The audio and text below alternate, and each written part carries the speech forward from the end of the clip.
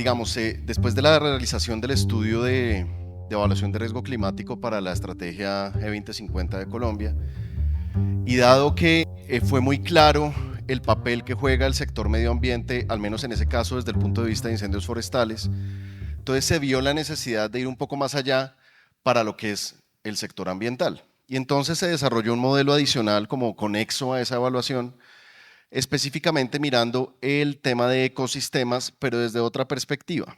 Entonces vamos a ver.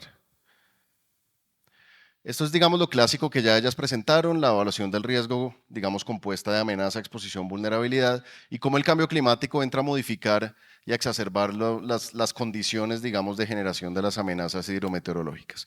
Entonces, por ese lado, digamos, todo es igual. Sin embargo, cuando estamos hablando de ecosistemas, hay una condición que hay que mirar de manera muy importante y es cuáles son los impulsores de cambio.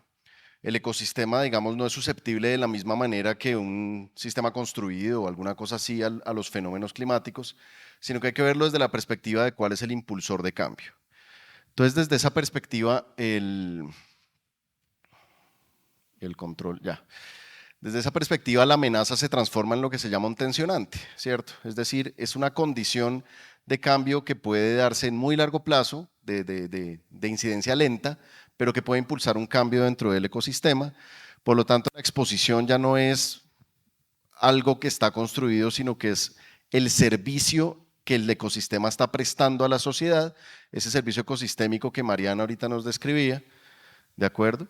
Y la vulnerabilidad entonces tiene que ver con cuáles son las zonas de vida de esos ecosistemas, es decir, cuáles son las condiciones climáticas bajo las cuales el ecosistema ha existido, se ha desarrollado y puede seguir su desarrollo y puede seguir, digamos, dentro de su línea de sucesión ecológica. Por lo tanto, el resultado ya no son pérdidas como tal, al final sí llegamos allá, pero el resultado es primero una probabilidad de transición. ¿De transición a dónde? De transición fuera de la zona de vida. Es decir, lo que queremos es evaluar bajo la incidencia de estos tensionantes asociados al cambio climático, cómo el servicio ecosistémico cambia o se modifica porque el ecosistema salió fuera de su zona de vida, transitó fuera de su zona de vida. Y eso nos permite entonces evaluar el riesgo en ese mismo tipo de métricas. Eso sí, las métricas no cambian, son métricas del mismo estilo, métricas de una evaluación probabilista, pero donde la gestión del riesgo de adaptación al cambio climático ahora va a estar enfocada en labores de protección, conservación, restauración, etcétera, que tienen sentido para el sector ambiente. Entonces, muy rápido en el tiempo que me queda, voy a tratar de describir ese modelo, cómo es que funciona, ¿de acuerdo? Imaginémonos una línea de tiempo, ¿cierto? Y aquí tenemos una medida de temperatura del aire. Entonces vamos a establecer una temperatura mínima y una máxima, que vamos a decir son las temperaturas dentro de las cuales cualquier ecosistema, algún ecosistema hipotético puede existir, ¿de acuerdo? Entonces tenemos una proyección de largo plazo, por ejemplo al 2100, y vamos a ver entonces que, y ya lo sabemos, ¿cierto? Por cuenta del cambio climático, pues hay como unas proyecciones, ¿cierto? De cómo la temperatura del aire en alguna ubicación del país va a cambiar. Y ahí estoy mostrando tres, pero pues obviamente son muchas, ¿cierto? Simplemente es una ilustración. Pero fíjense lo interesante, de esas proyecciones, si las comparamos contra esos límites, por ejemplo, de temperatura, como que aparece muy claro que puede haber una condición en la cual posiblemente en algún momento del tiempo futuro el cambio climático induzca un cambio fuera de la zona de vida para ese ecosistema. Es decir, se supera el límite dentro del cual el ecosistema puede existir bajo las condiciones como lo conocemos. O sea, hay una transición fuera de la zona de vida. Pero como no sabemos realmente cuál es el clima del futuro, lo mejor que podemos establecer es una probabilidad de transición. ¿De acuerdo? Esa es la idea. Esto que está aquí enmarcado, esa es la zona de vida. O sea, la zona de vida realmente es un concepto mucho más amplio, pero lo vamos como a reducir a un intervalo de valores climáticas, ¿cierto? Entonces, tenemos una variable como la temperatura y la zona de vida entonces es un intervalo de un mínimo a un máximo, por ejemplo, para un ecosistema cualquiera. Esa temperatura que está definiendo esa zona de vida es lo que vamos a llamar nosotros la variable de control, ¿de acuerdo? Entonces, en esta evaluación se incluyeron ecosistemas terrestres, marinos, costeros y de agua dulce de todo el país. Es un proyecto bastante grande, donde las variables de control pues están aquí listadas, ¿cierto? Para terrestres, pues precipitación anual, biotemperatura, evapotranspiración. Y ahí ustedes ven las demás. Por ejemplo, en ecosistemas marinos es muy importante el nivel de pH o el nivel de temperatura superficial del mar. En ecosistemas costeros la salinidad, por ejemplo, también juega un papel muy importante. Entonces hay unas variables que específicamente determinan cuáles son esas zonas de vida según el tipo de ecosistema que estemos evaluando. Bueno, y voy a mostrar de ahora en adelante los ejemplos con los terrestres, pues no porque sean más importantes ni nada, sino porque como que son más, ¿cierto? Tienen más área, entonces es más fácil hacer mapas e ilustrar con ellos. Pero al final se evaluó todo y de hecho lo adelanto de una vez, el impacto más importante que vimos fue sobre los ecosistemas marinos, específicamente sobre los corales. Realmente el impacto desde el punto de vista de los ecosistemas, del sector ambiente, más relevante para Colombia es sobre sus arrecifes de coral. Ahí es donde la probabilidad de transición que logramos cuantificar es más alta. Sin embargo, pues es difícil de mostrar, entonces es más fácil ilustrar con los terrestres. Esto, por ejemplo, es un sistema de zonas de vida, el sistema de Holdridge, que definió hace muchísimos años, hace varias décadas, en donde Holdridge relacionaba la temperatura, la precipitación anual, perdón, acumulada del año, contra la biotemperatura. De hecho, el diagrama clásico es un triangulito, porque hay una tercera variable que es la relación de evapotranspiración, pero al final el sistema funciona solo con dos, como lo estoy mostrando acá. Y entonces fíjense que hay diferentes biomas que se sabe tienen como unos límites claros o de precipitación anual o de biotemperatura, ¿cierto? Que están muy claramente definidos. Si yo me salgo de esos límites, pues ahí ya no estoy en ese bioma, ¿cierto? Y si no estoy en ese bioma, pues no estoy en ese ecosistema y estoy transitando otra cosa. Estoy forzando al ecosistema a hacer un tránsito que no es natural y que sale de la línea de sucesión ecológica que sí era la natural que ese ecosistema debería haber seguido. Ahí están, bueno, ahí se pintaron los límites. Entonces lo que hacemos es como recorrer el país, ¿cierto? Pues tenemos una clasificación de ecosistemas, la reducimos o la promediamos, por decirlo de alguna manera, a una representación de biomas, ¿cierto? Como ustedes ven ahí. Y entonces si yo me voy a una ubicación cualquiera, pues ese bioma tiene una zona de vida correspondiente y si estoy en otra parte, pues este otro tiene otra zona de vida correspondiente y así sucesivamente. Entonces yo puedo saber cada ecosistema cómo está definido. Ya con eso en mente, entonces empezamos a mirar qué pasa desde el punto de vista climático. Ya mis compañeras les contaron pues que se usan modelos de circulación global. Aquí está ilustrado como el píxel de un modelo de esos, ¿cierto? Son modelos muy gruesos, de escala muy gruesa. Eso requiere además unos procedimientos de reducción de escala y demás para poderlos usar porque la escala es tan gruesa que uno cubre pues, un pedazo demasiado grande del país con un dato, ¿cierto? Entonces, pues eso hay que usarlo con cuidado. Y esos dan unas proyecciones de cambio, por ejemplo, de temperatura, de precipitación, que es precisamente el tipo de variables que queremos ver cómo están cambiando por cuenta del cambio climático. Entonces, por ejemplo, miramos un RCP, por ejemplo, el 2.6, y miramos un periodo objetivo, y entonces cogemos estas proyecciones y las mapeamos como en un dominio especial de cambio de temperatura contra cambio de precipitación para poder establecer como una distribución, ¿cierto? Ahí no se nota nada, este video no es muy bueno, lamentablemente, pero los que alcancen ahí como a forzar los ojos, ¿cierto? De pronto alcanzan a ver una especie de superficie que está representando como la distribución de probabilidad de la combinación de cambio, o sea, cómo se manifiesta un cambio de temperatura y de precipitación al mismo tiempo y con qué probabilidad.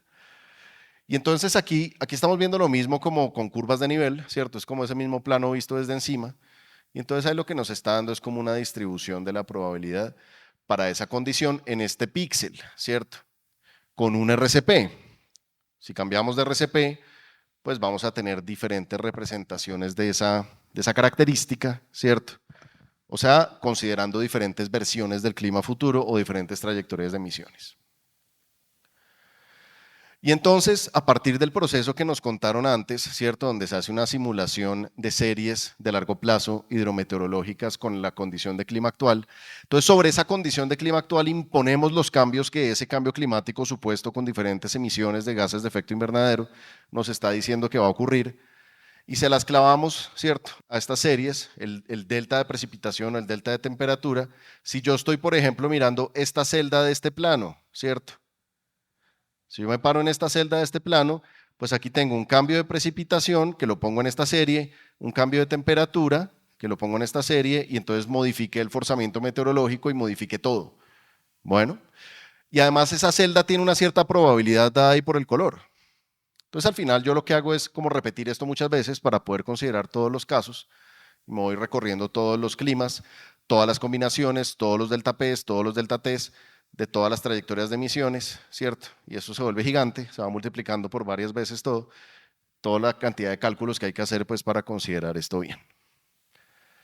Entonces en una celda de esas, cualquiera, lo que está ocurriendo es que pues se tienen, digamos, unas simulaciones de base, como ya lo mencioné, que se van a ver alteradas por lo que diga la condición de cambio climático. Ahora, si yo miro cómo se distribuye, por ejemplo, la precipitación anual dentro de todas las simulaciones, pues tengo una distribución de probabilidad, o la biotemperatura, tengo una distribución de probabilidad, y esa distribución va a cambiar si yo considero un cambio climático, por ejemplo, este delta T y este delta P. Se lo impongo a la serie y entonces me cambian las distribuciones con respecto a las anteriores, ¿de acuerdo? Y como me cambian esas distribuciones con respecto a las anteriores, pues me van a cambiar las condiciones sobre los ecosistemas. Ahora, se combinan estas dos variables, o sea, se genera, bueno, se repite como ya mencioné en diferentes ubicaciones de este plano delta P, delta T, y se combinan las variables de esas dos versiones del clima, o sea, precipitación y temperatura, en una distribución bivariada. Bueno, ¿por qué hacemos esto? Porque entonces tenemos es una variación, como una superficie de probabilidad, ustedes la ven ahí, ¿cierto? Aquí tenemos temperatura, aquí tenemos precipitación, que son las variables además de la zona de vida de los ecosistemas. Ponemos la zona de vida de un ecosistema cualquiera ahí, ¿cierto? Y podemos medir cuál es la probabilidad de que el ecosistema permanezca dentro de su zona de vida, que sería el volumen encerrado en este pedazo, ¿cierto? O, que es lo que estamos buscando, cuál es la probabilidad de que transite fuera de la zona de vida, que sería el volumen por fuera de ese cuadrado que se ve ahí, ¿de acuerdo? Entonces ese volumen sombreado es lo que estamos tratando de calcular como probabilidad de transición. Entonces se aplica eso sitio a sitio en todo el país para todos los ecosistemas, ¿cierto? Se hace la cuantificación que acabo de contar, se determina el área por fuera de esta región sombreada y entonces tenemos una cuantificación de la probabilidad de transición de un ecosistema para un clima específico, ¿de acuerdo? En una posición en el diagrama delta P, delta T. Y luego se repite para todos, o sea, cada celdita de estos pues va a tener como, digámoslo así, como si fuera un valor específico de probabilidad de transición, que es lo que está aquí ilustrado, ¿cierto? En cada una de esas celdas para la misma ubicación, para el mismo ecosistema, ¿de acuerdo? Y eso luego se integra, usando pues el teorema de la probabilidad total, en una probabilidad total de transición del ecosistema fuera de su zona de vida, que está incorporando todas las posibles variaciones del clima para una trayectoria de emisiones. Bien. Y ahí ustedes ven, por ejemplo, esos mapas, ¿cierto? Ahí estamos viendo la probabilidad de transición de los ecosistemas, en este caso terrestres, costeros y de agua dulce. Ahí están todos agrupados, ¿cierto? Fuera de su zona de vida para diferentes trayectorias de emisiones o RCPs, como vemos aquí en estos mapitas. Ahí está la escala de color, no se alcanzan a ver los números, pero pues el color pues es muy indicativo de lo que estamos tratando de ilustrar, ¿de acuerdo? ¿Cómo voy de tiempo? ¿Bien? Listo. Gracias. Ahí está separado por ecosistemas, ¿cierto? Por ejemplo, los páramos, los manglares, desiertos y xerofitas, etcétera, etcétera. Se puede desagregar lo que uno necesite. Finalmente, cogemos esa probabilidad de transición y la transformamos en una pérdida, haciendo una suposición, y es que, claro, cuando el ecosistema transita fuera de su zona de vida, pues va a transitar a algo que no es necesariamente una pérdida total, sino que va a dejar de prestar el servicio como lo presta hoy y va a transitar a una cosa que es un poco desconocida. Y como es desconocida, asumimos que hay una pérdida total de su servicio, lo cual no es cierto, pero pues es un enfoque, digamos, conservador ante la incertidumbre. Entonces se hace esa evaluación y se determina una distribución de probabilidad de la pérdida para esta condición climática. Y como lo tengo para varios RCPs, ¿cierto? Entonces lo que hago yo es agrupar esto en un objeto matemático que se llama una caja de probabilidad y que lo que está expresando es una probabilidad imprecisa para cualquier nivel de pérdida. sitio por sitio, y luego cojo eso y lo agrego para todos los sitios del país con las técnicas, digamos, de la teoría de la probabilidad que me permitan hacer eso, y tengo entonces como una distribución de probabilidad de la pérdida, pero fíjense que son dos distribuciones, una superior y una inferior para todo el portafolio, ¿de acuerdo? En un determinado momento en el tiempo. Y ya digamos eso con la matemática apropiada se transforma en las métricas probabilistas clásicas de curva de excedencia de pérdidas, aunque ahora son dos, superior e inferior, o sea, es una curva de excedencia imprecisa. Y pues lo mismo, digamos, se aplica para obtener pérdidas anuales esperadas, superior e inferior, pérdidas máximas probables, superior e inferior, que es ya sé que ya me pasé algún minuto, es ya lo que les voy a mostrar para cerrar, ¿cierto? No me apaguen el micrófono, por favor. Aquí está la curva de PML imprecisa y ustedes ven los diferentes valores para los diferentes climas, ¿cierto? Nos está mostrando es un intervalo además bastante grande de variación de esa métrica y lo mismo los valores de pérdida anual en el rango en el que se mueven. Y finalmente, pues aquí vemos los resultados en términos de pérdida económica, ¿cierto? Pérdida económica sobre el valor económico de los servicios ecosistémicos prestados por esos ecosistemas para los diferentes climas considerados. Y creo que ahí voy a parar. Muchas gracias y eso era. Gracias. Profesor Bernal, gracias a usted por compartir con nosotros